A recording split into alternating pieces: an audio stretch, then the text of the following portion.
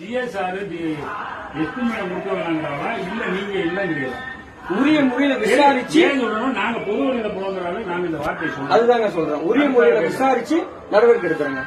விசாரிச்சுதான் நடவடிக்கை. புகார பதிவு பண்ணிக்கிட்டீங்களா இல்லையா? விசாரிச்சு நடவடிக்கை எடுக்கிறேங்க. புகார் பொன்னமராதி காவல் நிலையத்துல புகார் வாங்கிட்டு இல்லைங்களா?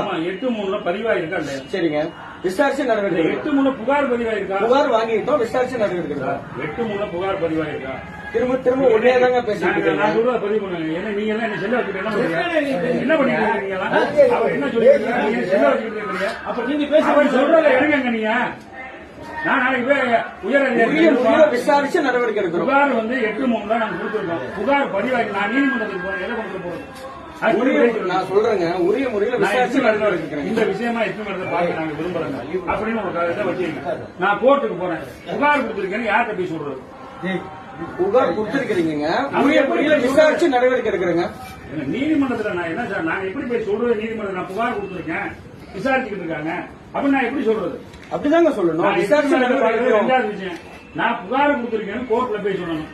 எதை வச்சு சொல்றது? நீங்க சொல்லுங்க. உரிய முறையில விசாரிச்சு நடவடிக்கை எடுக்கிறேங்க. அதுதாங்க இப்ப காவல்துறை சொல்ல முடியும். நீங்க கடைசி வரைக்கும் சிஎஸ்ஆர் பத்தி புகாரை ஏத்துக்கிட்டீங்களா? அதை சொல்லுங்க. புகார் கொடுத்திருக்கீங்க, உரிய முறையில விசாரிச்சு தவறு செய்திருந்தா நடவடிக்கை எடுக்கிறாங்க. தவறு செஞ்சிருந்தா எடுங்க, இல்லைன்னா என்ன பண்ணுங்க. நான் அந்த இடத்துக்கே வரல.